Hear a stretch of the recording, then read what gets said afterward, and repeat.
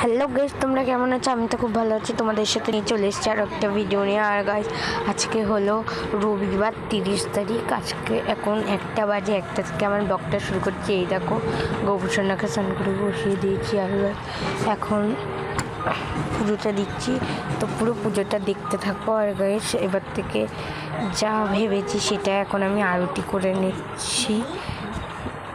এবং তো যে ভোগ দর্শন করে ভোগ কাটে। আর গাইজ, সেখানে আমার একটা এবার থেকে পুজোর ভিডিওই আসবে তোমাদের কাছে।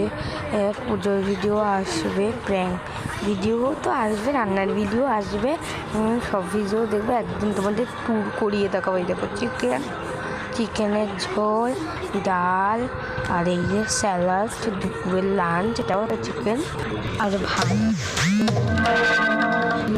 তোমাদের সাথে কথা বলছি।